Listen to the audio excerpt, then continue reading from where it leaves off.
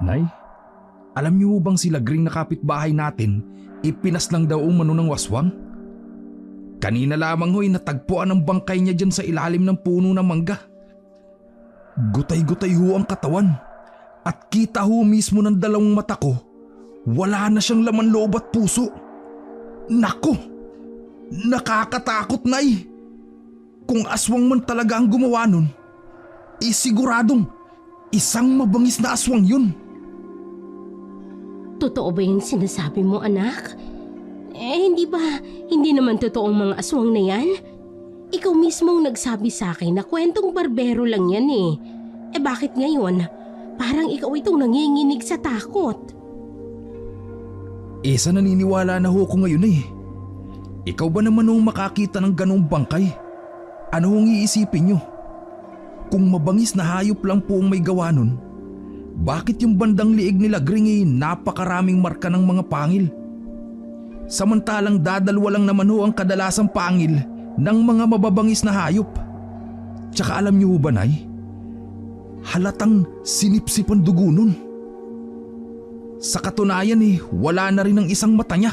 Grabe! Ganun ba? Ano naman ang sinabi ng asawa niya sa nangyari kay Lagring? Siguro naglulupasay na yun ang makita niyang bangkay. Yun pa ang ipinagtataka ko, Nay. Ni hindi nga makikitaan ng pagkasindak si Bert. Masyadong halata sa mukha niya na wala siyang pakialam. Kilala naman natin si Bert, di ba, Nay? Wala siyang pakialam sa mga nangyayari sa paligid. Palibhasa kasi, maliban sa lasinggero siya, paiba-ibang babae. Naawa na nga ako minsan kay Lagring. Tuwing sinasaktan ng asawa niyang si Bert. Tas ngayon ito pang nangyari sa kanya. Sarap kutusan ng Bert na yun. Ay naku, bata ka, oo. Ang mabuti pa, tapusin mo ng pagsisibak doon ng mga kahoy. Parang dinadaan mo na naman ako sa mga kwento-kwento mo para hindi madagdagan yung trabaho mo rito sa bahay. At saka buti nga yun. Nakita mo na pinaslang ng aswang yon. Baka sakaling may katakutan ka na tuwing gabi. Abay, pinapasakit mo lagi ang ulo ko. Lagi mo na lang akong pinag-aalala tuwing wala ka rito sa bahay.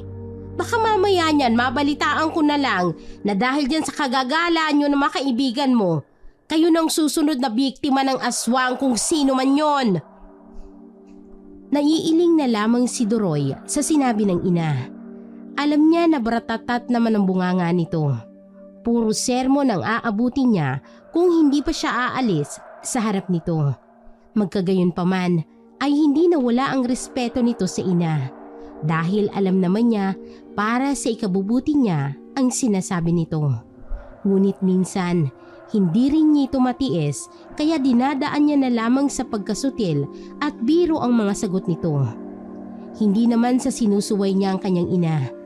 Pero kasi tuwing gabi ay dinadaanan siya ng mga kaibigan niya at yayayain na gumala. Kahit naman kasi hindi siya payagan ng ina, ay dinadaan niya na lamang ito sa paglalambing hanggang sa mapilitan ng ina na hayaan na lamang siya. Ayaw niya rin kasing mapahiya sa harap ng mga kaibigan at baka maging tampulan pa siya ng tukso kapag hindi siya pinayagan. Minsan, hating gabi na sila umuuwi, lalo na kapag maraming kababaihan ang lugar na kanilang pinupuntahan. Lumaki siyang sutil dahil laging kinakampihan ng kanyang namayapang ama. Wala na rin naman siyang kapatid, kaya dalawa na lamang sila ng kanyang ina na magkasama sa buhay. Ano ba naman tong si nanay? Parang bata pa rin tingin sa akin 20 anyos na ako, pero wala pa rin akong magawa kapag inuutusan ako. Ay, masibak na nga itong mga panggatong. Baka mamaya bratatat na naman ako kung bungangaan nun. Daig pa nun ng Armalite. Nagmamaktol niyang hinawakan ng palakol na gagamitin sa pagsibak ng kahoy. Pagkatapos niya kasing magsibak, ay mag-iigib pa siya ng tubig sa balon sa kapitbahay nilang si Aling Lita na siya namang may-ari ng balon. Ayaw naman niyang hindi sundin ang inuutos ng ina dahil baka maging tampulan na naman siya ng tukso. Hindi lang ng mga kaibigan niya, kundi pati na rin ng mga kalapitbahay nila. Minsan pa ngang nakalimutan niya ang inuutos ng kanyang ina na maglaba. Kaya naman abot tuloy sa kabilang barangay ang boses nito sa pangangaral sa kanya. Kaya lumabas siya ng bahay nang nakayuko dahil pinagtitinginan siya ng mga matang mapanuri na umaaligid sa kanilang baryo. Habang nasa kalagitnaan ng pagsisibak, ay muli na naman niyang naalalang nangyari kay Lagring na kapitbahay nila. Hindi niya lubos maisip kung ano ba talaga ang gumawa nun sa kanya. Pero may parte sa isip niya na nagsasabi sa kanya na aswang ang may kagagawan sa ganoong karumaldumal na pagpaslang. Hindi naman siya sigurado, pero sapat na para sa kanya ang mga sinabi ng mga saksi sa bangkay ni Lagring. Hoy, Doroy! Abay kanina ka pa dyan eh. Hindi ka pa ba tapos? Bilisan mo na at mag-iigib ka pa ng tubig. Abay may lalakarin ako, pero wala pang tubig na pampaligo. At saka pagkatapos mo nga palang mag-igib, may babanlawan ka pang mga labahin dyan sa timba. Ay naku naman anak, napakakupad mong kumilos. Para kang babae. Teka lang, Nay. Sandali na lang pala matatapos na ako rito. Hintay-hintay na lang ho kayo dyan hanggang sa mamaho kayo. Mag-iigib na ho pala ako ng pampaligo nyo. Saan ho ba kayo pupunta at kailangan nyo pa ng pampaligo? May dito ba kayo? Susumbong ko kayo kay tatay dun sa sementeryo. Nako, ikaw na bata ka. Puro ka nilang kalokohan. Abay kung binibilisan mo na dyan, di sana kanina ka pa nakatapos. At anong sinasabi mong magde-date? Abay sa tanda kong ito? Tingin mo, sinong magkakagusto sa akin? Animal ka talagang Duroy ka, oo? Dinadamay mo pang tatay mong matagal ng pumanaw. Bilisan mo na dyan! Wait ho, madam. Patapos na ho. Ano na ho ang susunod nyong iuutos? Pakilista na lang ho sa papel para isa-isahin ko na lang ho mamaya. Makapag-utos kala mo naman hindi mo ko anak na eh. Abay sinusuway mo na ba ako? Porket lumalaki ka na? Hindi mo man lang inisip lahat ng pinagdaanan kong hirap. Maalagaan ka lang at mapalaki ka ng ganyan? O sige, kung kaya mo ng sarili mo, mas mainam na iwan mo na ako rito sa bahay. Nako, ayan ka na naman sa kadadrama mo, Nay. Ang OA niyo ho talaga. Oo na po, ipag-iigib ko na ho kayo para naman makaligo na ho kayo.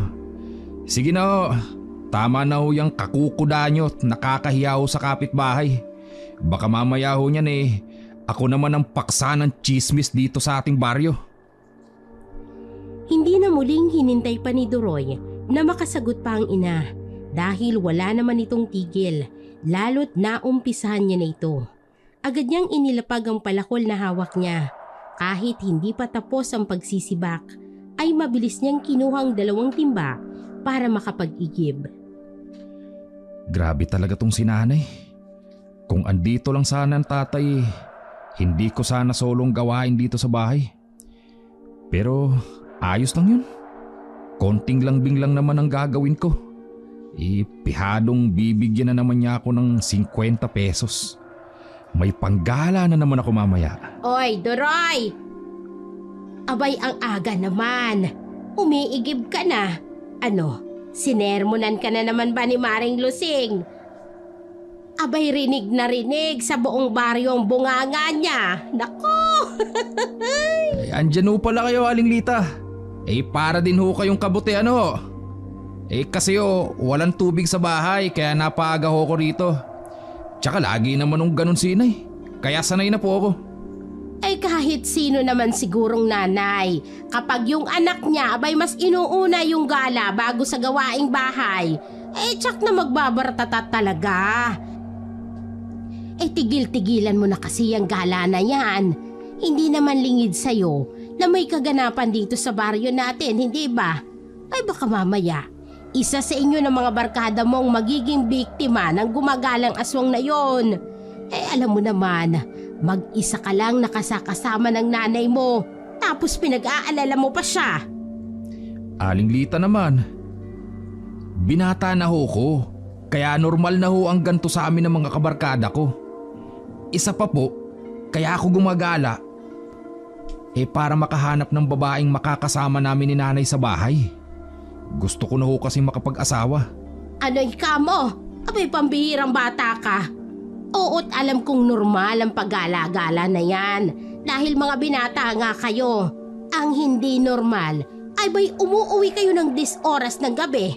At saka, anong sinasabi mong mag-aasawa ka na? Naku, ikaw talagang bata ka, oo.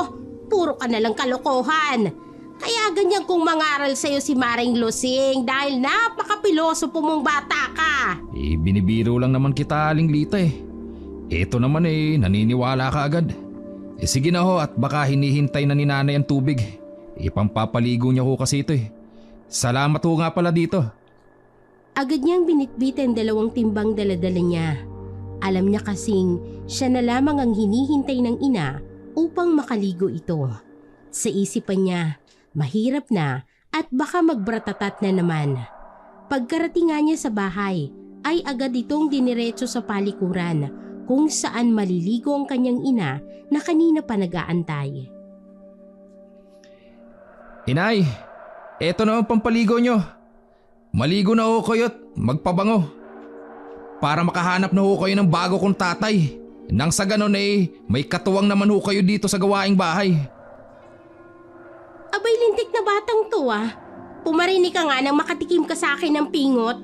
Abay, napakasutil mo talaga kahit kailan. Matutumba ako ng walang sugat dahil sa pagkasutil mo. Kasi naman ho inay, lagi nyo na lang akong inuutusan mas mabuti na makahanap na ho kayo ng bagong tatay ko. Pero wag ho kayong mag-alala. Ipapaalam ko naman ho kay tatay sa oras na mabisita ko siya sa sementeryo. Ako na hong bahala sa kanya. Hindi ka ba talaga titigil, Doroy? Anong akala mo sa akin? Malandi tulad ng ibang babae dyan. At saka sino sa tingin mo ang mauutusan ko rito? Dadalawa na lang tayo magkasama din sa bahay. Huwag mong sabihin, may nakikita kang iba na hindi ko nakikita. Nay naman, mukha po ba akong may ikatlong mata? Maligo na nga lang ho kayo dyan para makaalis na ho kayo. Hindi ko naman ho matatapos lahat ng inuutos nyo kapag narito ho kayo. Sige na ho at ako'y marami pang gagawin. Oy, Doroy! Abay, parang kasalanan ko pang nandito ako sa bahay. Lumapit ka nga ritong bata ka. Diyos ko talaga! Pinapasakit mo na naman ang ulo ko. Magpakita sana sa'yo ang aswang na sinasabi mong lumapa kay Lagring. Akong bata ka talaga. Halika nga rito. Papaluin lang kita kahit 3 beses lang. Abay, kating-kati na yung kamay ko sa'yo, ha? Hintayin mo ako dyan nang makita mo ang hinahanap mong bata ka.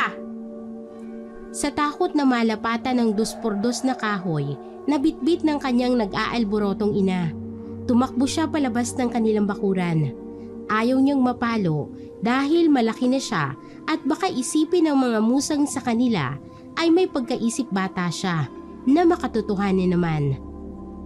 Hindi niya napansin na malayo na siya sa kanilang bahay sa katatakbo niya. Huli na niya ng mamalayang nakarating na pala siya sa dulo ng kanilang baryo kung saan may nakatirik na isang bahay. Nagawa sa pawid ang bubungan at tabla. Teka, kanino kayang bahay yun?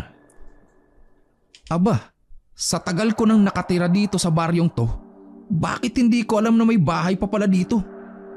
Malayo na to at saka gubat ng likuran ng bahay nila.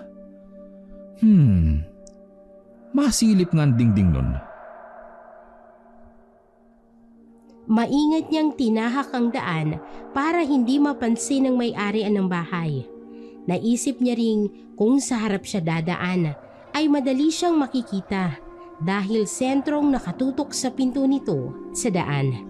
Kaya patago-tago siya sa likod ng puno habang palipat-lipat hanggang sa makalapit siya sa bahay na yon. Pero hindi pa man siya tuluyang nakalalapit ay agad siyang napatakip ng kanyang nakadapang ilong dahil sa nakakasulasok na amoy. Maayos na sanang bahay at mukhang malinis naman.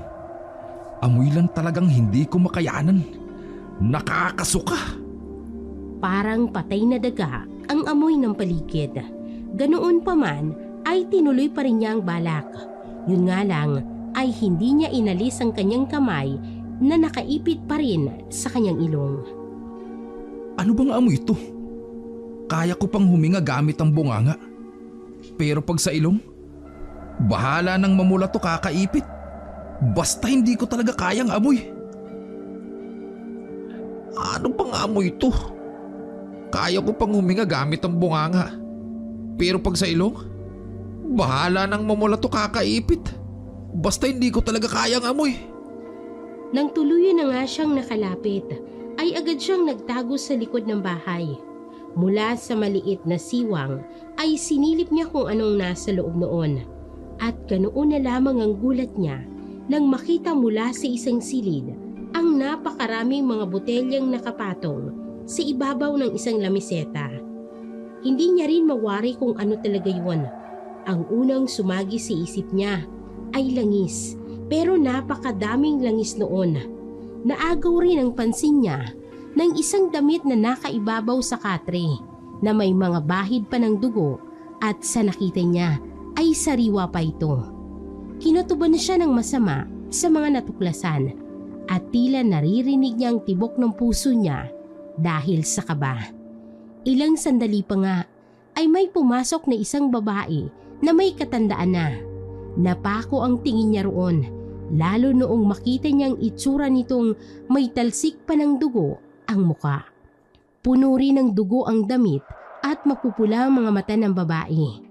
Nagitla na lamang siya nang makitang pasinghot-singhot ito sa hangin at saktong napatingin sa direksyon niya.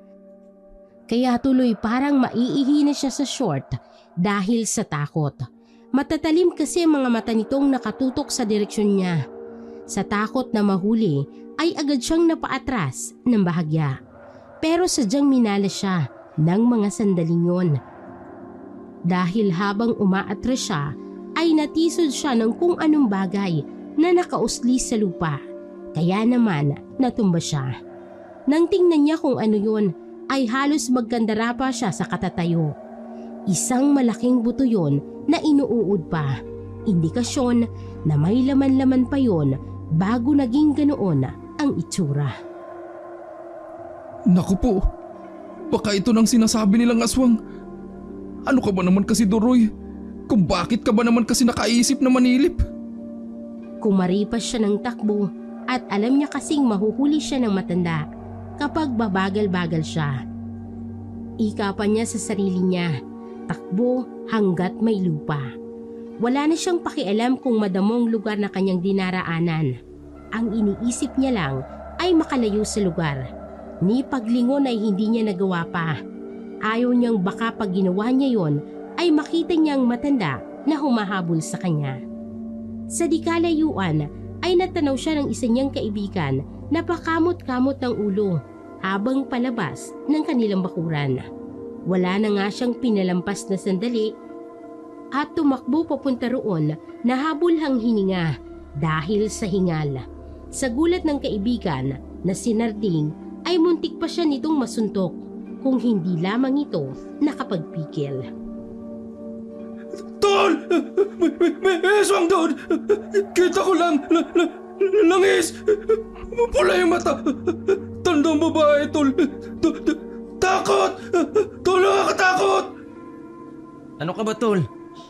Kung trip mo ako, pwede ba? Sa iba na lang. Baka tamaan ka sa akin. Napagalitan na nga ako sa bahay eh.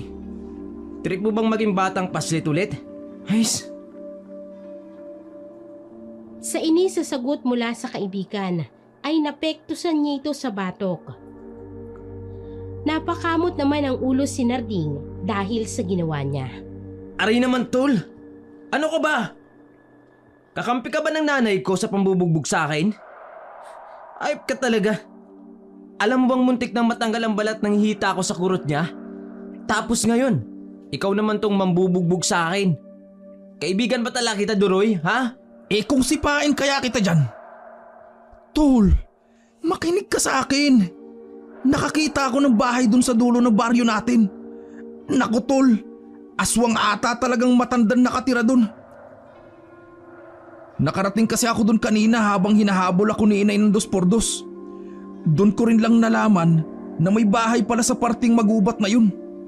Mabuti na lang at wala pa akong arthritis kaya nakatakbo ako ng mabilis. Yan ang gusto ko sa'yo, tol eh. Ikaw yung mahilig magbiro sa tropa tapos ayos ha? Mabenta ka sa akin. Kuha mo talaga kung paano ako patawanin. Nakakawala ng stress. Sa inis ni Duroy ay muli niya itong nabatukan. Kaya napatigil ang kaibigan sa katatawan nito at mangiyak-ngiyak na nakatingin na lamang sa kanya. Ano ka ba, tol? May lihim ka bang galit sa akin? Kung makapanakit ka naman sa akin, akala mo nanay kita. Patatawanin mo ako tapos ngayong tawang-tawa na ako eh. Babatukan mo ako. Trip mo talaga ako, no? Hindi lang yan ang matitikman mo sa akin pag hindi ka tumigil dyan, Narding. Hindi kita trip at hindi ako nagpapatawa. Totoo nga kasing sinasabi ko. Kung ayaw mo maniwala, ikaw ang pumunta dun mismo para mapatunayan ko sa'yo na totoo ang sinasabi ko. May pagkaaswang talagang matandang babae nakatira dun sa dulo ng baryo. Oo na, Duroy. Naniniwala na ako sa'yo. Pero sa ngayon, pwede bang sumama muna ako sa inyo? Mukhang galit na tigri kasi si nanay. Nailing na lamang si Duroy sa sinabi ng kaibigan. Pansamantala nga niyang nakalimutan ang natuklasang bahay ng matandang babae na kanyang tinakbukan. Inakbayan na lamang siya ni Narding, tinanong kung ano ba talaga ang nangyari dito. Agad namang ikwinento ng kaibigan na pinagkukurot daw siya ng nanay niya. Dahil sa tanghali na ay hindi pa rin siya bumabangon sa higaan. Nang hindi matiis ang sakit ng sipit ay lumabas na lamang siya. Baka raw hindi lang yon ang abutin niya. Magkaibigan nga talaga tayo, Narding. Alam mo bang tinakbuhan ko rin ang nanay ko dahil papaluin niya ako ng 2x2? Lakas ng tama ng mga nanay natin. Paano ngayon yan? Yun nga, Duroy. Gusto ko sanang doon muna sa inyo. Baka ano pang magawa sa akin ni nanay. Palamunin ng araw, tapos batugan pa sa bahay. Kung hindi ko lang nanay yun, baka matagal na akong nagliya sa bahay. Sa bagay, may tama naman ang nanay mo. Totoo ngang batugan ka naman talaga eh. At kung lalayas ka man, saan ka sa tingin mo pupunta ha? Huwag mong sabihin sa bahay na naman. Palamunin lang din ako sa bahay, Narding. Baka hindi lang kurot ang abuti natin kay nanay niyan. Kilala mo naman si nanay, di ba? Duroy, magtapat ka nga sa akin. Kaibigan ba talaga kita?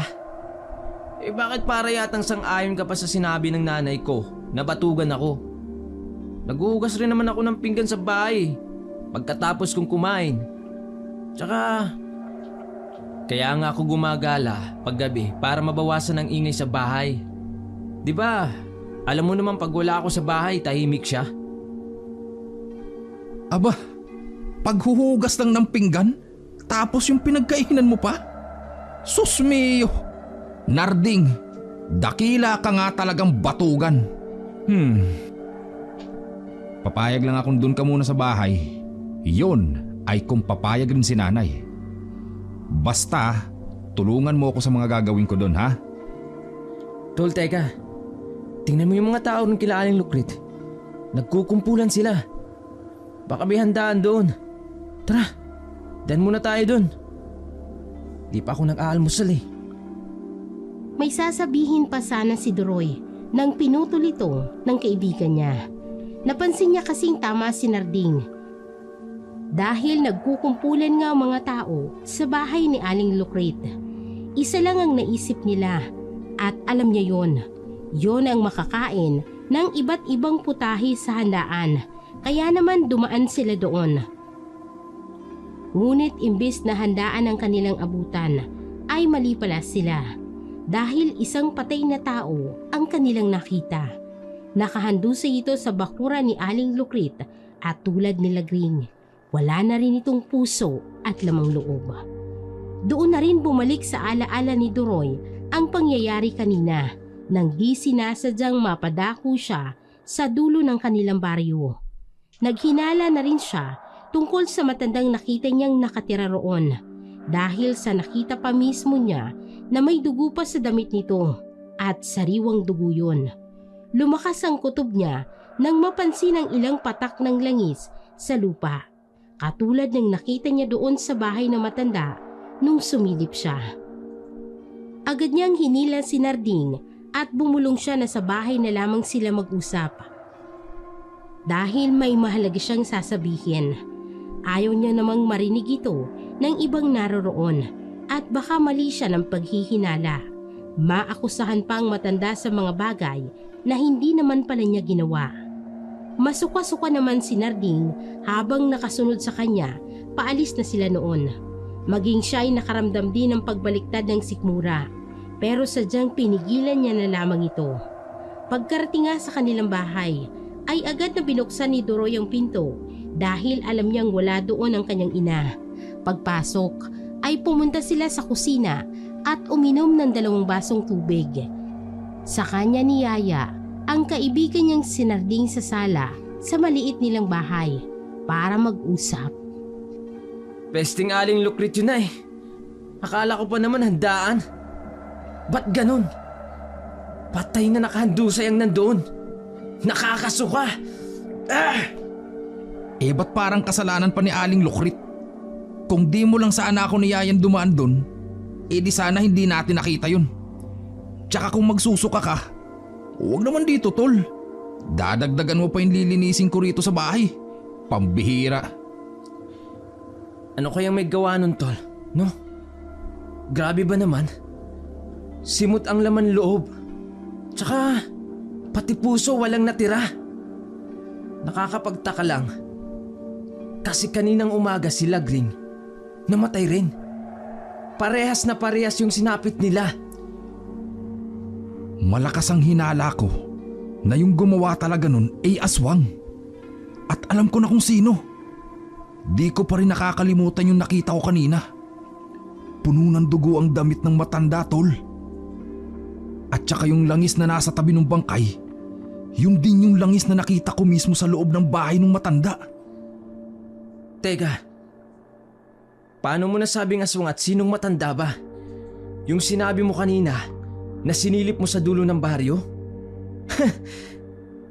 Yan ka na naman eh sa kalokohan mo. Sinong maniniwala sa panahon ngayon na may aswang pa? Pero sige, bilang kaibigan susuportahan kita. Kwento mo yan eh.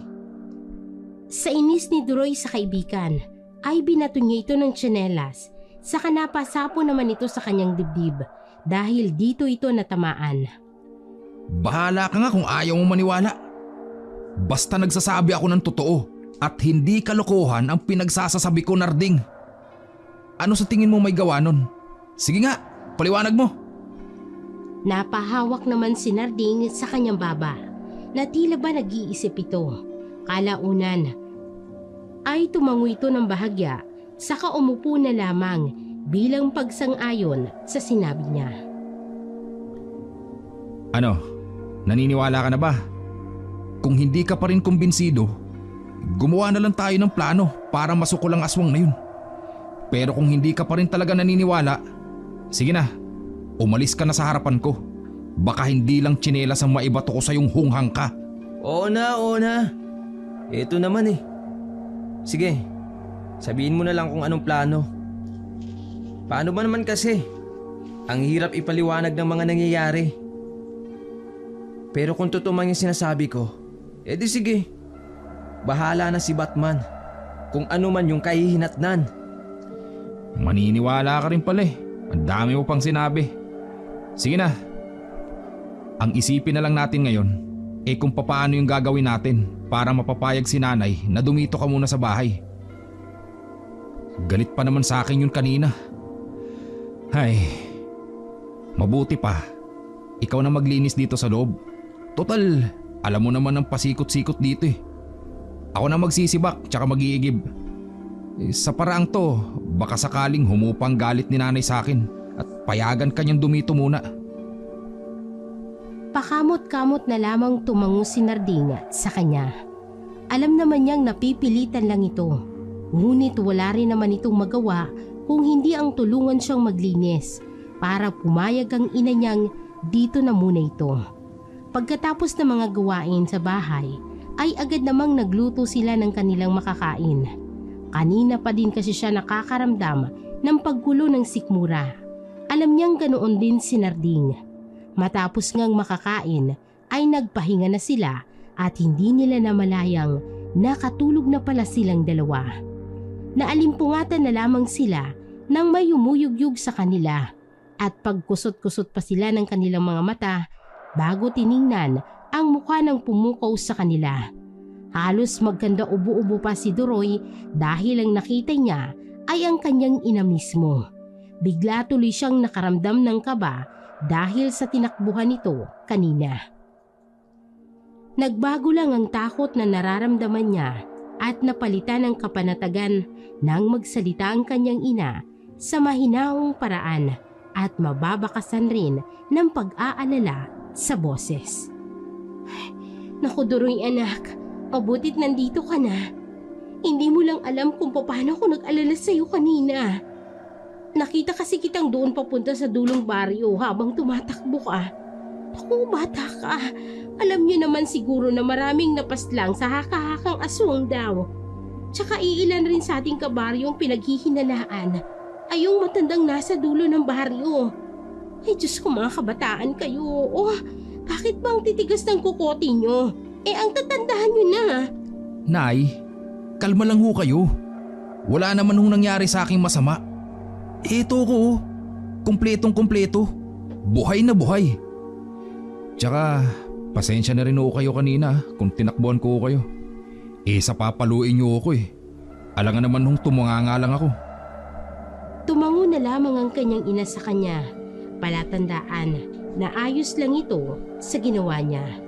Napatda ang tingin nito kay Narding at tumingin muli sa kanya at nagtatanong ang mga mata. Nay, si Narding ho pala. Dito raw muna ho siya makikitira sa atin. Iyan kung ayos lang po sa inyo. Magandang hapon po Aling Lusing. Kuwan po kasi, napagalitan po kasi ako sa bahay. Pero ayos lang ho sa akin kung ayaw niyo ako dito. Dadaanin mo na naman ako sa paawa. O sige na, ayos lang sa akin. Basta dito lang kayo sa bahay. Huwag muna kayo magagala tuwing gabi. Alam niyo naman siguro ang nangyayari, hindi ba? Marami nang napaslang na taga rito sa atin. Kaya dapat manatili lang kayo rito sa bahay. Ako na rin ang bahalang kumausap sa nanay mo. Para naman alam niyang naririto ka sa amin. Kahit na mga sakit kayo sa ulo namin, abay hindi pa rin namin kayo matiis bilang anak namin. Siya sige na, dumito muna kayo at magluluto ako ng panghapunan natin. Hindi na nga nakasagot ang dalawa. Dahil nanibago sa ina ni Doroy, tila ata ang bait nito ngayon, samantalang kanina lamang ay parang tigre ito sa kanya. Wala naman siyang napansing kakaiba maliban doon, kaya ipinagkibit balikat niya na lamang ito. Pabirong siniko pa niya ang kaibigang si Narding dahil sa pagpayag ng kanyang ina na doon muna ito pansamantalang manatili sa kanila. Nagtawanan pa ang dalawa, ngunit hindi rin nagtagal yun nang muling maalala ang kaganapan kanina sa bakuran ni Aling Lukrit. Bumuo sila ng plano upang masukol ang may kagagawa noon.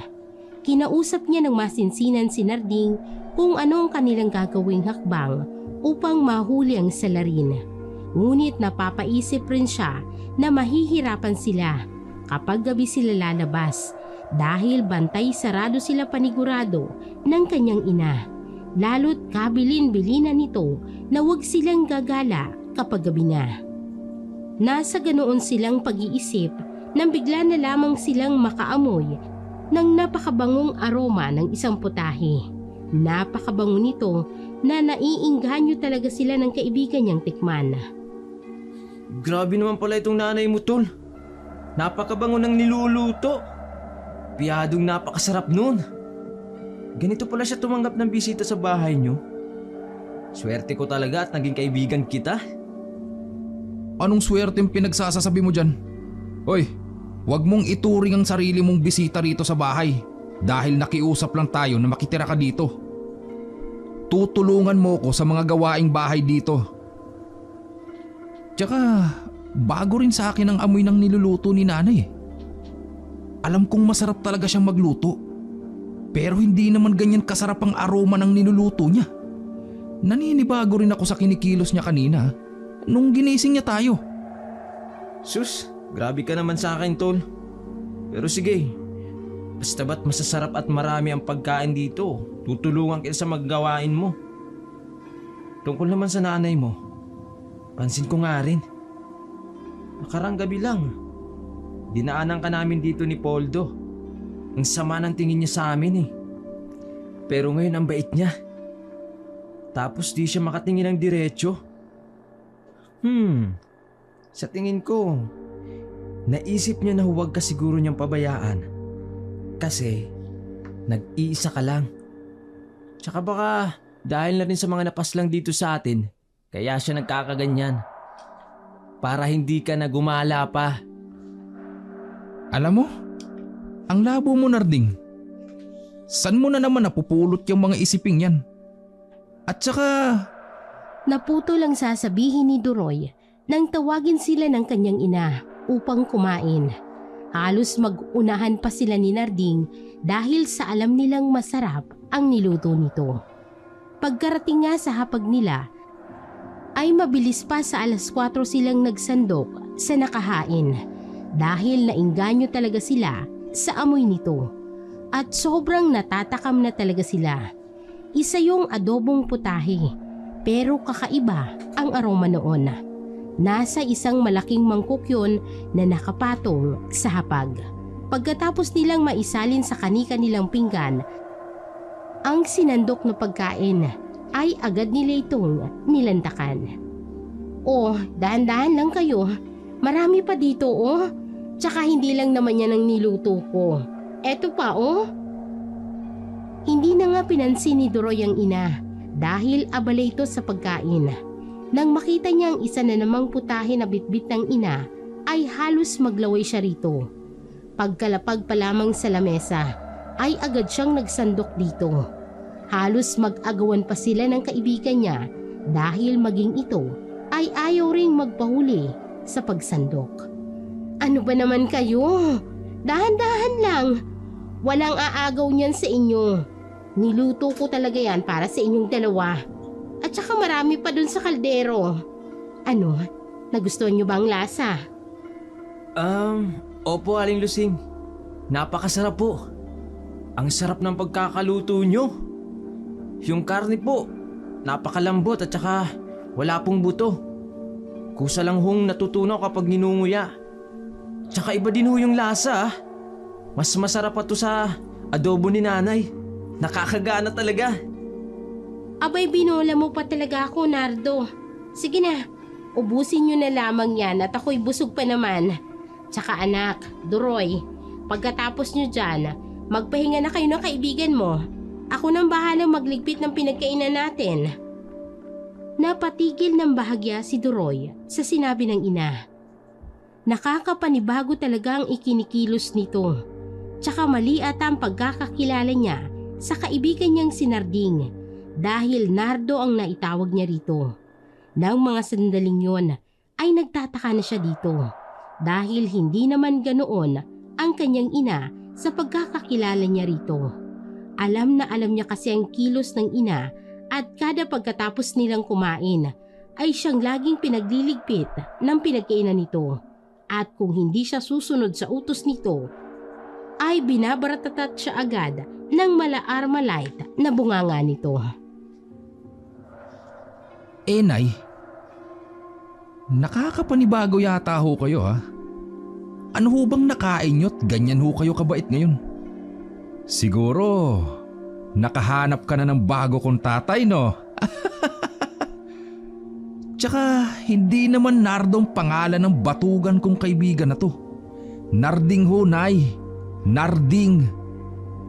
Masanay ka na. Dahil simula ngayon anak, magpapakabait na ako sa'yo. Siyempre tayo-tayo lang magkakapamilya.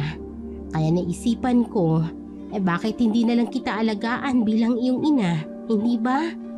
At tungkol naman sa sinabi mong tatay, ano ka pa? Ang tanda-tanda ko na para dyan. At saka pasensya na rin. Tumatanda na ang nanay mo kaya nagiging makalimutin. Nardi nga pala. Ang akala ko kasi Nardo. Buti pa ho kayo, Aling Lusing. Nakapag-isip na ho kayo. Si nanay, kailan kaya? Kailan kaya siya titigil sa kakaduda at pambubugbog sa akin? Hanip din kasi. Ako lagi ang kinakalaban sa bahay. Parang hindi nila ako anak eh. Sana pala, naging nanay na lang kita. Rico, ano ba tol? Sa isang araw, nakailang beses mo akong kutusan ah. Kaya nabubobo na ako eh, dahil sa ginagawa mo. Loko ka eh. Sino namang anak ang kayang ipagpalitang ina sa hindi niya naman ina ha? Tsaka bobo ka naman talaga bago pa man kita kutusan. Oh, tama na yan. Baka mamaya saan pa umabot yung kakulitan yung yan. Sige na, ako nang bahala dito. Kayo, pumunta na kayo ron sa sala. Magliligpit na ako rito. Agad namang tumayo ang dalawa habang sapu-sapu ang mambok na tiyan dahil sa dami ng kinain. Simutri ng ulam sa mesa na inihanda ng ina ni Doroy. Pero nagtataka talaga siya sa ikinikilos nito. Sa pagkakatanda kasi niya ay hindi naman makakalimuti ng kanyang ina. Siguro nga kung ipapabilang lahat ng hinihingi niyang pera ay maaalala nito. Saka kilalang kilala rin nito ang kaibigan niyang si Narding dahil lagi itong pumupunta sa bahay nila. Kaya nga alam na alam nito ang pasikot-sikot sa maliit nilang bahay. Ganun pa man ay hindi na lamang niya sinabi pa ito. Aniya pa niya sa sarili, mainam na yung ganun para hindi naman siya mahirapan sa mga gawaing bahay. Sa isipan niya ay baka totoo nga ang sinasabi nitong nagbago na nga siya. Tol, grabe naman kabait tong nanay mo. Akalain mo yun? Pinagpahinga niya tayo at siya na raw ang magliligpit ng kinainan natin. Ibang-iba siya sa nanay ko. Kakainggit ka, tol. Hindi mo naman kailangang ikumpara ang nanay mo sa nanay ko. Iba-iba naman sila ng pag-uugali. Pero nagdududa na ako sa kinikilos ni nanay tol eh. Dati kasi, hindi siya ganyan. Kilalang kilala mo siya, di ba? Parang ibang tao siya kung kumilos eh. Ay, halika na nga dito tol. Pag-usapan na natin yung gagawin natin mamaya. Hindi dapat malaman ni nanay yung binabalak natin at pihadong magagalit talaga yun. Alin ba sa balak natin? Yung aswang? O sige ba? Gusto ko rin makakita sa personal ng ganyan eh. Hinaan mo naman ang boses mo. Kaya nga kita pinalapit sa akin para hindi lumakas yung boses mo. Tapos gaganyan ka pa. Ang bobo mo talaga. Mamaya maganda ka ha. Lalabas tayo ng bahay pag nakatulog na si nanay. Kailangan hindi tayo makagawa ng ingay. Kung hindi, lagot tayo. Sige na, magsisipilyo muna ako. Kamot ulo na lamang si Narding dahil sa sinabi niya. Agad naman siyang tumungo sa kusina upang magsipilyo sana. Pero bahagya siyang napatigil nang makita ang kanyang ina na tila ba may pinagkakaabalahan sa kusina. Magsasalita na sana siya pero napansin niyang tinamsik ng dugo sa sahig. Sa hindi malamang dahilan ay kusang gumalaw ang katawan niya at nagtago sa ilalim ng hapagkainan. Hindi naman kasi siya kita doon dahil mahaba ang mantel. Sumilip siya doon ng bahagya at nagulantang na lamang siya sa nasaksihan. Nakita mismo ng dalawang mata niya kung paano lantakan ng kanyang ina ang isang manok at halatang takam na takam ito. Ito yung manok na nakita niya doon sa bahay ni Aling Lita nang minsan siyang mag-igib doon. Pero ang mas ikinagulat niya, hilaw pa ang manok at nilalantakan na ito ng kanyang ina. Pangisi-ngisi pa ito habang ginugutay-gutay ang kawawang manok gamit lamang ang bunganga niya. Muntik pa nga siyang masuka dahil sa nasaksihan. Mabuti na lamang ay agad niyang natakpan ang kanyang bunganga. Ngunit dahil sa ginawa niya ay natama ang kanyang siko sa dahon ng lamesa kaya gumawa yun ng lagatok. Halos mangatog siya sa takot nang mapadako sa direksyon niya ang tingin ng kanyang ina. Pasinghot-singhot pa ito habang lumalapit sa kanya. Pero alam niyang hindi siya makikita roon dahil mahaba nga ang mantel. Nakasilip na lamang siya sa maliit na butas na ginawa niya nang magtago siya roon. Nang malapit ng kanyang ina ay narinig niya ang kaibigan niyang si Narding habang tinatawag ang kanyang pangalan. Doon na rin siya nakahinga ng maluwag nang mapansin ng inang agad na niligpit ang nagkalat na dugo at ang manok na nilalantakan nito. Pagkatapos noon ay tumakbo ito sa labas at doon mismo sa kusina. May pinto kasi doon papunta sa likod kung nasaan ang kanilang palikuran. Nang masigurong nakalabas na ang kanyang ina ay agad din siyang lumabas mula sa pinagkukublihan. Mabilis niyang tinungo ang kanyang kaibigan pero ganoon na lamang ang gulat niya nang hilahin siya nito na naroroon din pala sa likod ng pinto ng kusina. Tumungo agad sila sa silid niya at doon nag-usap ng pabulong. Nakita mo rin ba? Oo, tol. Siya ba talagang inay mo? Nakakadiri. Naikwento sa kanya ni Narding na sumunod pala ito kanina sa kanya sa kusina habang makikigamit sana ng palikuran. Pero nang mapansin niyang nagtago ang kanyang kaibigan sa ilalim ng mesa, ay tumigil ito sa likod ng pinto. Doon na rin daw niya nakita kung paano lantakan ng ina ang hilaw na manok. Kaya nang makitang papalapit ito sa direksyon na pinagkukublian niya, ay agad daw itong nag-isip ng paraan upang hindi siya makita ng ina. Mabuti na lang at gumagana yung bobo mong isip, tol, no? Pero iba na talaga yung kutob ko, tol, eh. Parang hindi siya si nanay. Ano sa tingin mo? Grabe ka naman sa akin, tol. Munti ka na mahuli dun eh kung hindi pa ako gumawa ng paraan. Tapos bobo pa rin ang tingin mo sa akin. Bakit hindi na lang kaya natin tanungin para malaman natin? Tsaka, napapansin ko rin. Iba na palang manamit si Aling Lusing. Dati kasi, sa pagkakatanda ko, laging suot-suot niya, duster. Ngayon, parang dalaga ng manamit. Ang astig. Pambihira ka talaga, Narding. Bakit naman natin tatanungin? Eh kung gagawin ko naman pala yun kanina, eh di sana hindi na ako nagtago pa sa lamesa. Ay, ang bobo mo talaga. Tungkol naman sa pananamit ni nanay. Oo nga, no? Bakit kaya hindi ko napansin yun kanina? Hindi talaga siya si nanay? Eh, ba't ako tinatanong mo?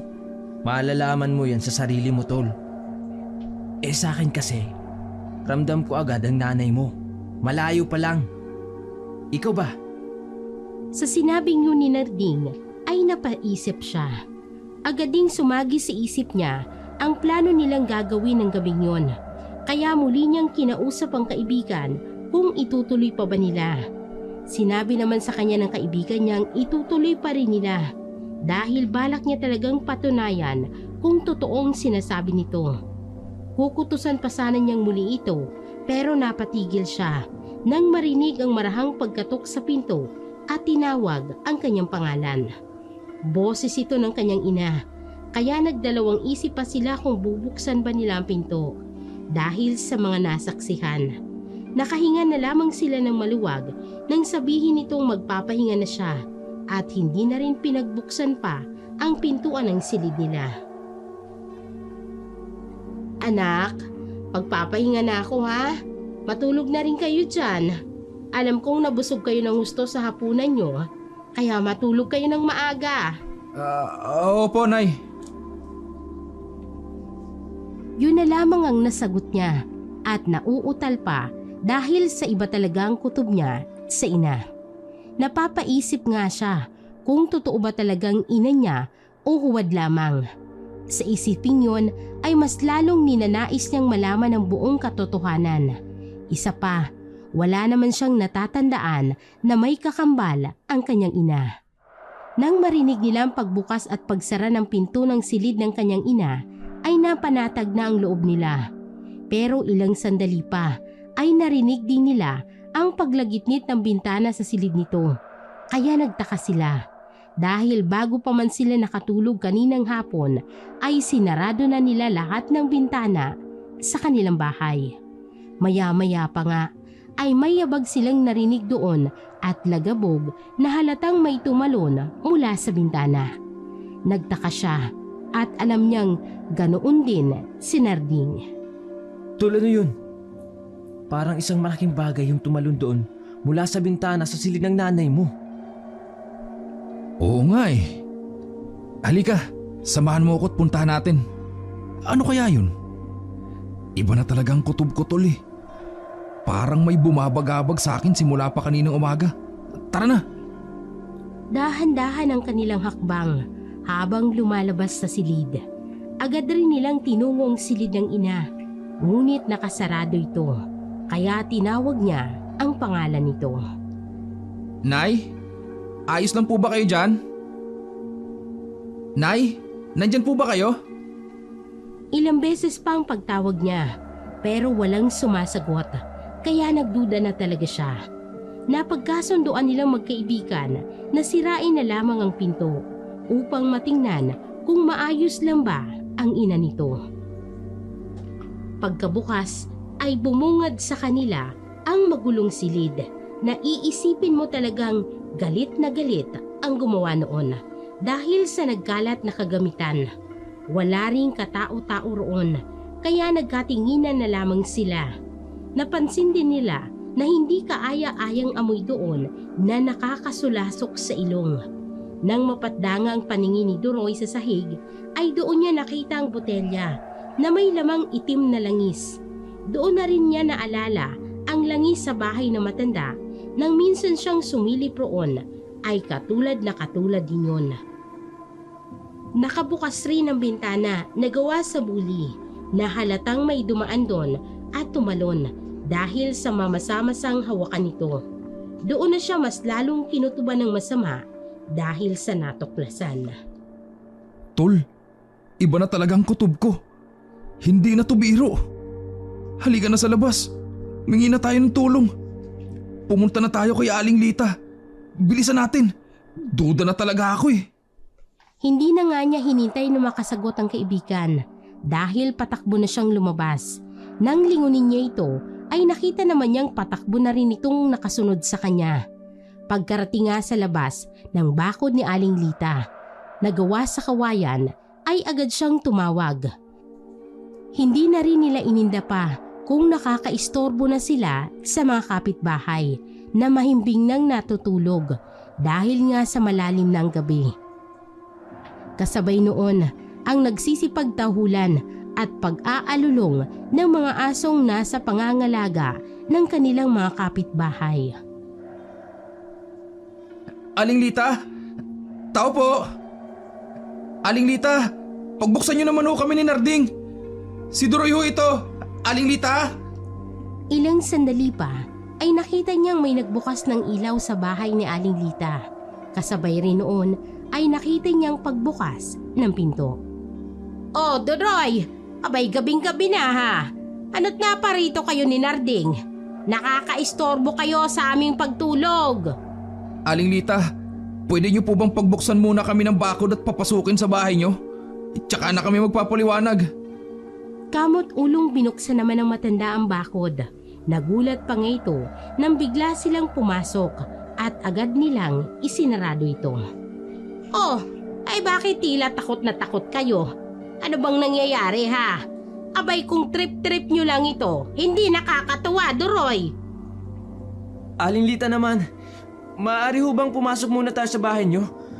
Saka na namin ikwento ang lahat. Tsaka hindi po ito oras ng pangtitrip na sinasabi mo.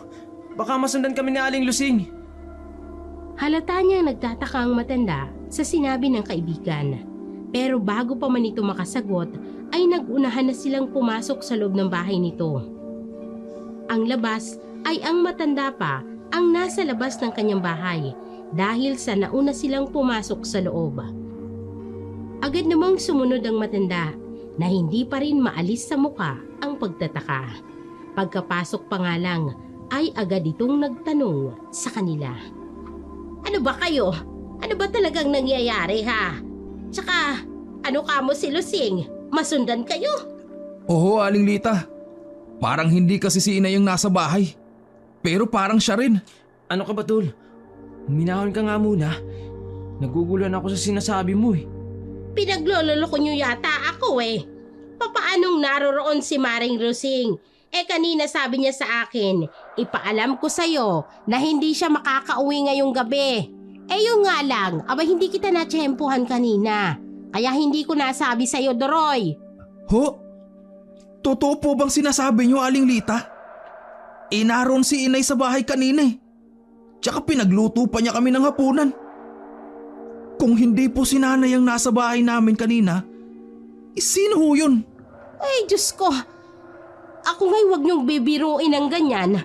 Klarong-klaro pa sa isip ko ang pag-alis kanina ng iyong ina.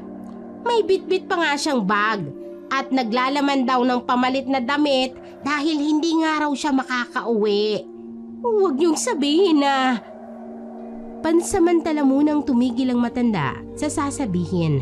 Nag-sign of the cross pa ito at halatang nahintakutan ang aura. Na ano ho, Aling Lita? Diretsahin niyo na lang ho kami. Pabitin pa ho kayo eh.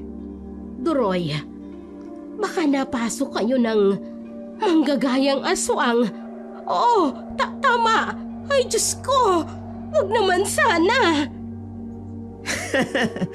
Akala ko ano na, Aling Lita eh. Manggagayang aswang lang pala.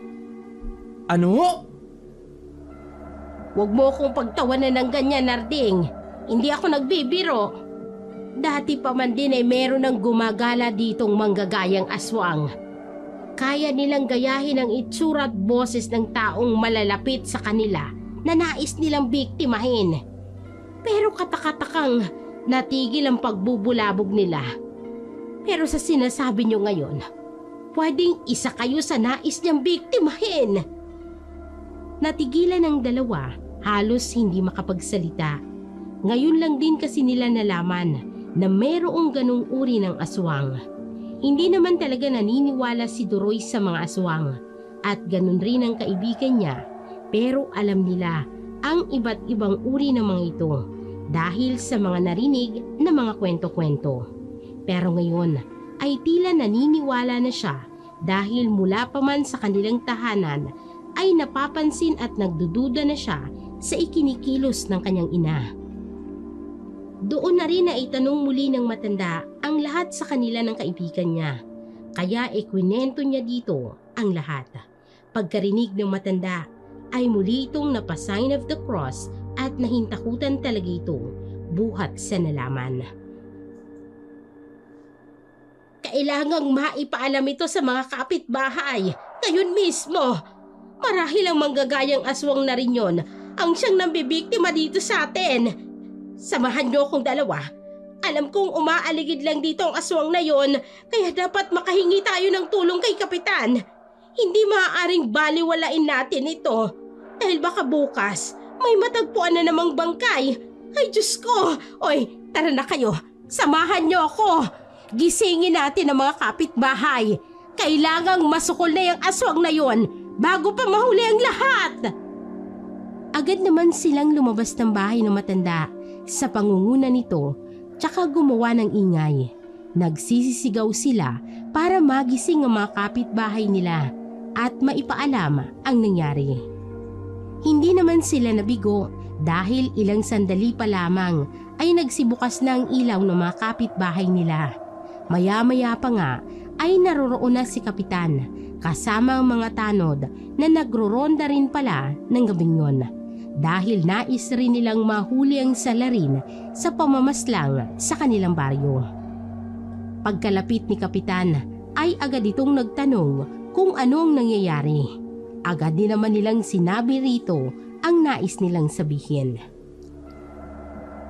Kapitan, pwede niyo akong samahan sa bahay para malaman na nagsasabi ho kami ng totoo. Andun pa ho yung langis na ginamit niya at yung bakas ng pagtalon niya sa bintana. Pagkatapos noon ay agad namang sumang-ayon ng kapitan sa kanyang gusto. Pero bago pa man sila makaalis ay tinipon lahat ni kapitan ang sasama sa kanilang gagawing pagtugi sa aswang sakaling totoo ang sinasabi niya. Marami sa kanilang gustong sumama, lalo ng ibang may pamilyang nabiktima ng nasabing aswang. Sa pangunguna ni Duroy ay agad nilang tinungo ang kanilang bahay.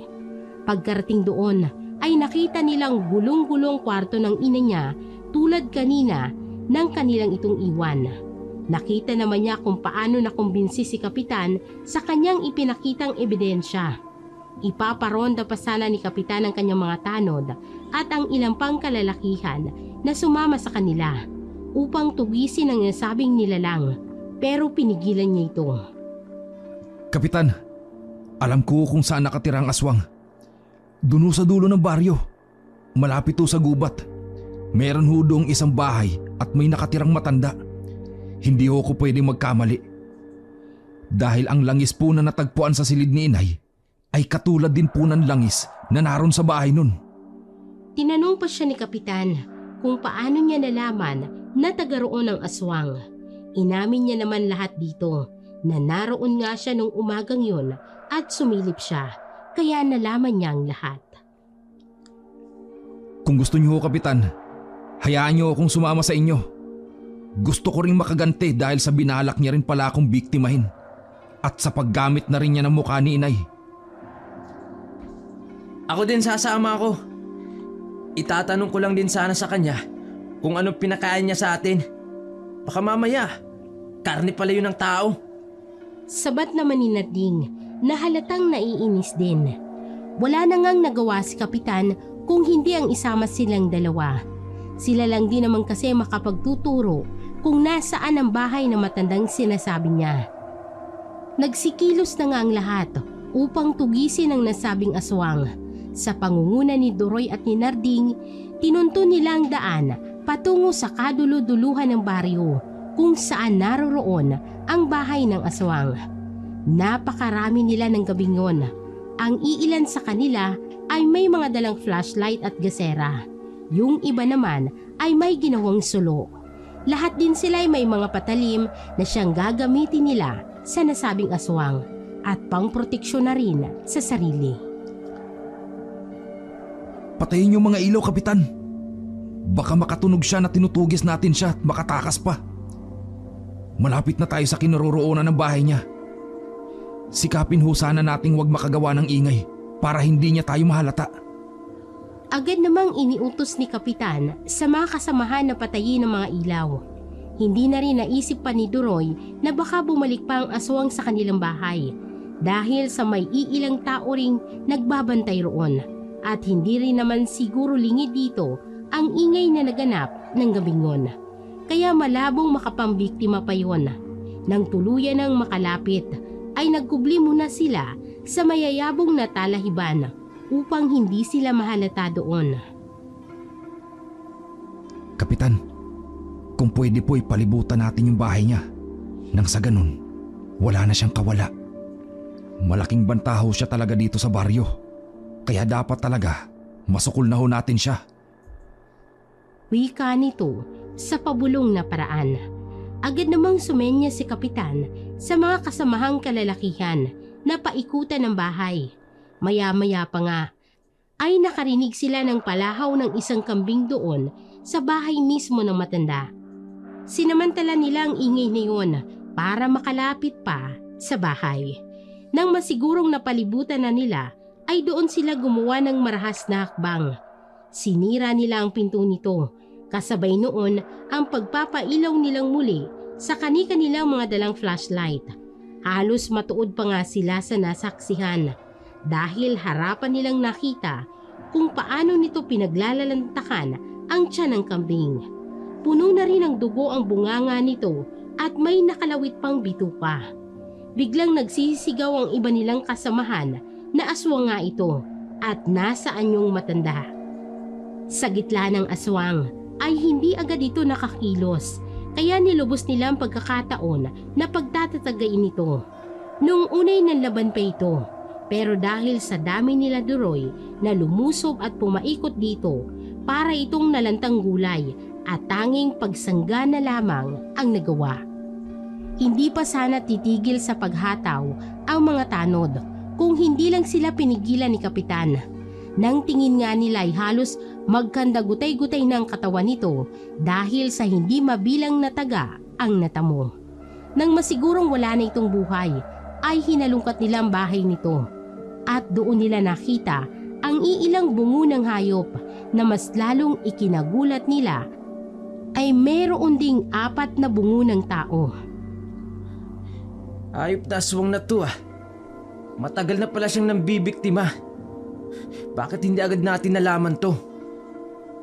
Bagay nga sa kanyang mamatay na lang. Sobra na siyang hayok sa laman. Kampon nga talaga ng demonyo. Mabuti na lang kasama kita sa bahay, tol. Kung hindi, baka ako nang naging hapunan niya kanina pa. Sa kanilang paghahalungkat sa bahay, ay nakita rin nilang iilang botelyang naglalaman ng itim na langis na hindi talaga kaaya-ayang amoy. At katulad rin ito nang naiwan sa kwarto niya sa kanilang bahay. Indikasyon na tama ang kanilang hinala. Meron ding iilang damit na naglilimahid sa tuyong dugo at hindi nila alam kung dugo ba ng hayop o tao. Pagkatapos noon, napagpasya nilang gibain at sunugin na lamang ang bahay at ang katawan ng wala ng buhay na aswang para masiguradong mawawala na talaga ito. Pagkatapos maabo ay umuwi na nga sila, daladalang magandang balitang napatay na nilang aswang na manggagaya. Oh, nandito na pala kayo, Duroy. Ay kumusta? Nasukol nyo na ba yung aswang na yon? Oho, Aling Lita. Salamat nga ho pala sa tulong nyo. Kung hindi dahil sa inyo, baka nahirapan kami ni Narding na tugisin siya. Ngayon ay makakampante na rin ang buong baryo dahil wala nang mamiminsalang aswang. Ay, mabuti naman kung ganon. Abay, walang hiyang aswang na yun ah. Pati ba naman ang manukong nakatali sa ilalim ng silong? Abay, napagdiskitahan pa. Abay, may sa demonyo talaga. Mabutit napatay na ninyo. Dahil kung hindi lang si Rockring at ibang kabaryo natin ang maaari niyang biktimahin. Baka nga madagdagan pa. Ay siya, sige na. Alam kong pagod kayo kaya pumasok na muna kayo sa loob ng bahay ko. May nilaga akong luya. Inumin niyo muna para makapagpahinga na kayo. Dito na rin kayo pansamantalang matulog. Hanggang dumating si Maring Lukring bukas. Pihadong grabe ang pag-aalala nun kapag ikwinento niyo sa kanyang nangyari sa inyo na muntik nyo nang ikapahamak. Aba, yun ang gusto ko sa inyo, Aling Lita eh. Yung may patsa. Di ho namin tatanggihan yan. Nako, naiinis pa rin ako dun eh. Sa aswang na yun. Di ko man lang natanong kung anong klaseng karne ba yung pinakain niya sa amin itong si Duroy. Di kung gusto mo, buhayin natin ulit. Tapos itanong mo. Gago ka talaga kahit kailan. Muntik na nga tayong mapahamak pero yan pa rin ang iniisip mo. Teka lang pala ho, Aling Lita, at magpapasalamat lang ho kami kila Kapitan at yung sa mga kasamahan niya dahil sa tulong po nila. Babalik ho agad ako dito. Imbes na si Duroy ang magpasalamat kay Kapitan, ay siya pa ang pinasalamatan nito. Ganoon rin ang ilang kasamahan nila. Nang dahil daw kasi sa kanya ay nahulit napatay nila ang salarin. At panatag na raw ang loob nila. Kahit gabihin sila sa daan dahil wala nang nag-aabang na panganib sa kanila.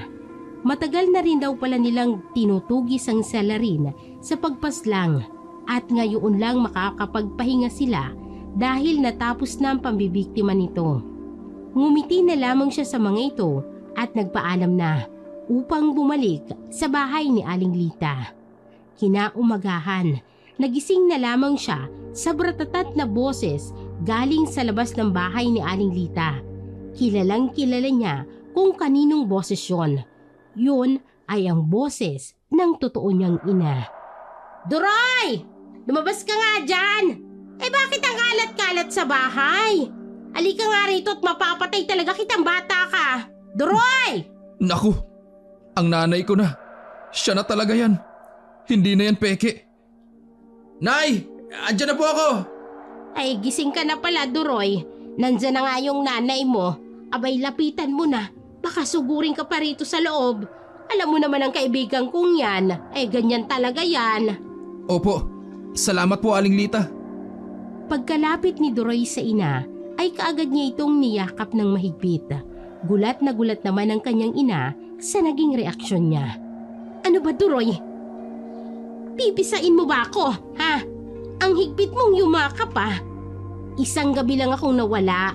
Anong ginawa mo sa bahay? Bakit ganoon ang itsura? Nawala lang ako ng buong gabi, naging dugyot ka na sa bahay? Umuwi ka at maglinis ka doon. Opo, Nay. Madali lang po yung linisin. Ang mahalaga po, ikaw na talaga po yung nandito at hindi na yung peke. Ano bang pinagsasasabi mo?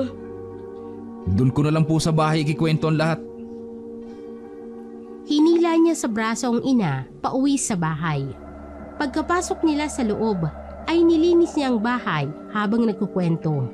Hindi naman makapaniwala ang ina sa mga naririnig mula sa kanya. Maya-maya, natigilan si Duroy nang makaramdam siya ng pagkahilo. Hindi niya mapigilan ang panlalambot ng tuhod niya at panlalabo ng paningin dahil nahihilo na siya. Nagulat na lamang ang kanyang ina nang bigla siyang bumagsak sa sahig. Duroy, anak! Anak, anong nangyayari? Napano ka bang bata ka? Ano ba kasing nangyayari habang wala ako? Dali-dali siyang tinulungan ng ina para makatayo. Inalalayan siya nito na makaupo sa sofa. Pagkatapos ay kumuha ito ng tubig sa kusina. Pinainom ito sa kanya pero hindi niya magawa dahil bumabaliktad ang kanyang sikmura. Bukod doon, nakaramdam din siya ng takot sa tubig. Bigla niyang tinabig ang kamay ng ina na may hawak ng baso na may lamang tubig. Bigla siyang sumigaw nang makitang natapon ng tubig sa sahig at muntik nang tamaan ang paa niya kung hindi lang agad niya nailayo. Ano bang nangyayari sa'yo? Bakit ganyan ka makatingin sa akin?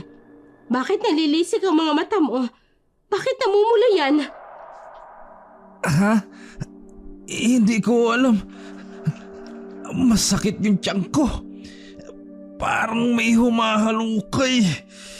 Ang sakit. Bakit ang sakit? Ang hapti. Para akong nagugutom. Kinakain na yata ng malalaking bituka ko yung maliliit kong bituka. Ano bang nangyayari? Ako nga ang dapat magtanong sa'yo kung ano bang nangyayari. Bakit mo'y binabalik sa akin ang tanong? Maya-maya ay humahangos na pumasok sa bahay nila si Aling Lita. Halos magkanda utal-utal ang ginang habang nagsasalita. Lusing! Lusing! Ay sinarding nagsusuka. Nanlilisik ang mata tapos galit na galit. Umaatungal na parang aso. Tapos nagwawala siya. Parang gustong tumakas. Ano? Saka, bakit naman napunta sa inyo si Narding? Eto ngang si Doroyo, bigla na lang ding bumagsak sa sahig. Ano ba kasing nangyari? Naku po, mamaya na tayo magtanungan. Ang mabuti pa, dalhin na natin sila sa albularyo. Albularyo? Bakit? Ano ba kasing nangyayari? Huwag ka nang magtanong kung gusto mo pang maagapan ang anak mo. Ay tara na! Dalhin na natin kay Apo Doreng! Dali-dali nilang dinalang dalawang binata sa albularyo. Pagkarating doon ay napailing agad ang matandang lalaki nang makita ang dalawa matapos paupuin sa magkatabing upuan. Ano pong nangyayari sa anak ko, Apo? Nayanggaw sila. Mukhang nakakain sila ng pagkaing nalawayan ng aswang. Ano?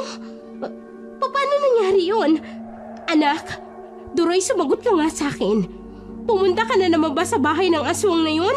Sa dulong baryo? Sagutin mo ko! Hindi kanya maiintindihan dahil ang laway ng aswang ay nananalaytay na sa katawan niya. Naglalakbay na ito papunta sa utak. Una nitong inaatake ang tiyan at sikmura para makaramdam ng gutom. Sa oras kasi na makakain sila ng sariwang karne, tuluyan na silang magiging aswang. Tatanungin ko kayo, nakakain ba ang dalawang ito ng hilaw na karne? Ano? Wala ho akong naiintindihan. Wala po ako kagabi. Hindi ko nabantayan ang anak ko. Kasalanan ko ito eh. Dapat hindi ko siya iniwan. Hindi ko kasi mahindian ang paanyaya sa akin na pumunta sa kabilang baryo. Hindi ko alam na inaswang na ang anak ko kagabi. Wala po akong alam. Mukha namang hindi sila nakakain ng sariwang karne, Apo Doring. Sa bahay ko po sila pinatulog kagabi. Mahimbing lang po ang tulog nila. Ngayong umaga lang ho sila nagkaganyan. Mabuti naman kung ganon. Magagamot ko pa sila. Ipahahanda ko muna ang mga kakailanganin ko. Mabuti na lang talaga at nandiyan ka, Maring Lita.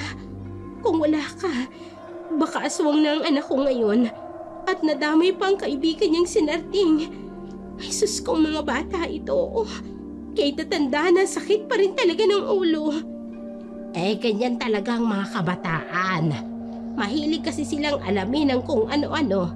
Pero ang nakakatuwa, abay dahil sa kanila, nahuli na yung aswang. Napatay na kagabi, kasama si Kapitan at ang mga kagawad.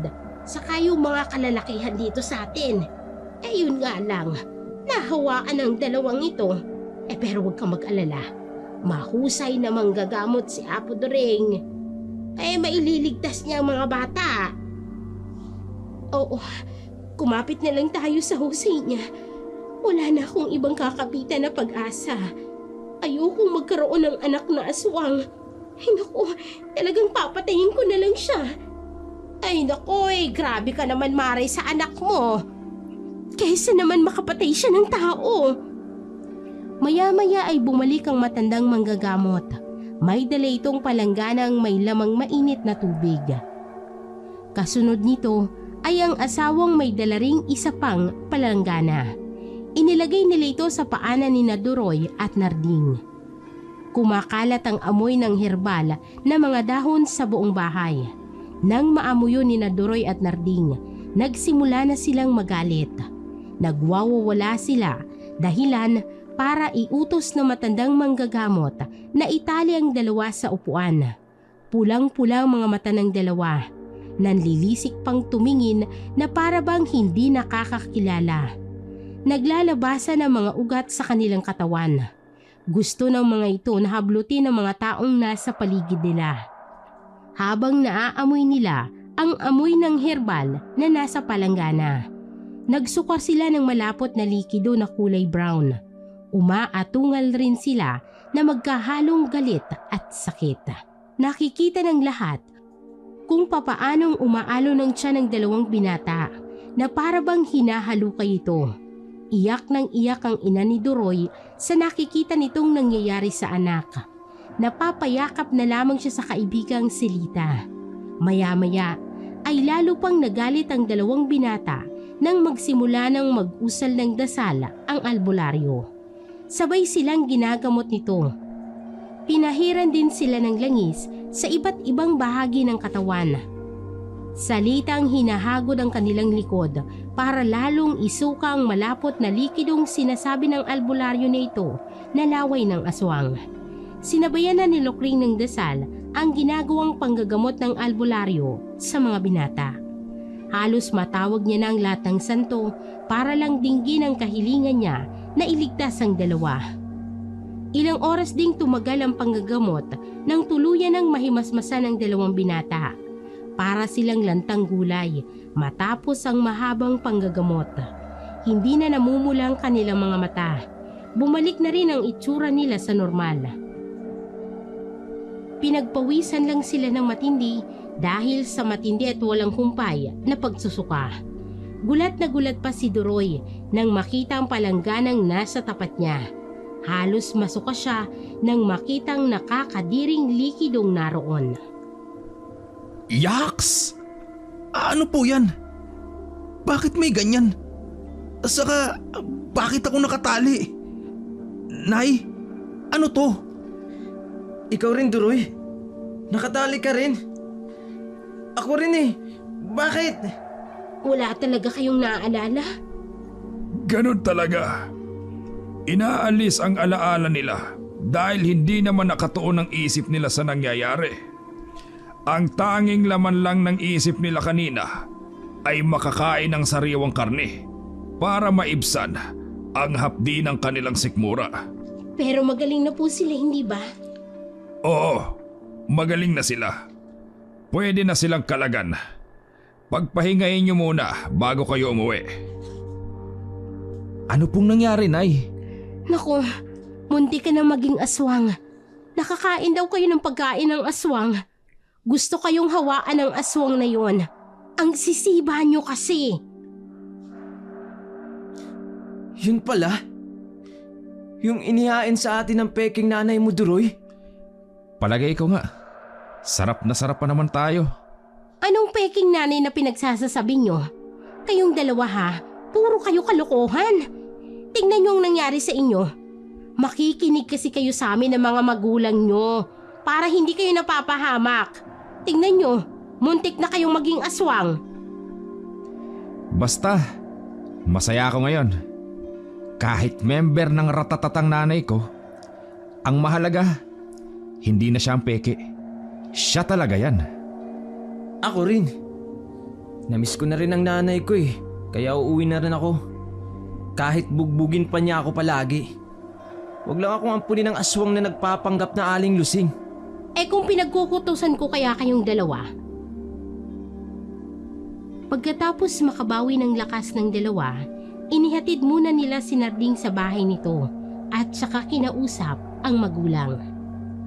Laking pasasalamat naman ng mga ito dahil nakabalik ng ligtas ang kanilang anak. Nangako rin ng mga ito na hindi pagbubuhatan ng kamay si Narding. Kapag pagagalitan ay sermon na lang ang kanilang gagawin. Pagkatapos makausap ang mga magulang ni Narding, umuwi na rin sila. Pagdating sa bahay, ipinagluto si Duroy ng kanyang ina ng lugaw dahil halos ayaw pang kumain ni Duroy ng karne dahil sa nangyari. Walang halo ang niluto ni Lokring, purong lugaw lang ang laman nito. O anak, kumain ka na para bumalik agad ang lakas mo. Salamat po, Nay, ha? Basta magpagaling ka na kasi hindi mo pa natatapos ang gawaing bahay. Yung nililinis mo, abay hindi mo naman natapos. Makalat pa rin dito. Mag-iigib ka pa. Ay naku bata ka, hindi ka talaga maaasahan sa bahay na to. Akala ko'y magiging maayos ka kapag iniwang kita, abay pero munti ka pang maging aswang. Kahit panay ang sermon ng ina ni Duroy, nginitian niya na lamang ito habang kumakain ng lugaw. Nanay ko yan. Aanhin ko naman ang peke na malambing. Kung aswang naman. Doon pa rin ako sa palasermon. Kahit na mababasag na ang tenga ko sa boses niya. Basta ang mahalaga sa akin, kasama ko ang totoong nanay ko. Bubulong-bulong ka pa. May problema ba sa lugaw ko? Nako, wala ho, Nay. Masarap po ang pagkaing walang lasa. Kaysa dun sa malasa at mabango ang aroma. At talagang sinasabi mong walang lasa ang luto ko. Eh di maghanap ka ng peking nanay mo. Nay naman eh. Ay ewan ko sa'yo. Tinawanan na lamang ni Duroy ang kanyang ina habang naiinis ito. Ang sermon nito ay hindi masakit sa kanyang tenga. Alam niyang sermon nito ng pagmamahal.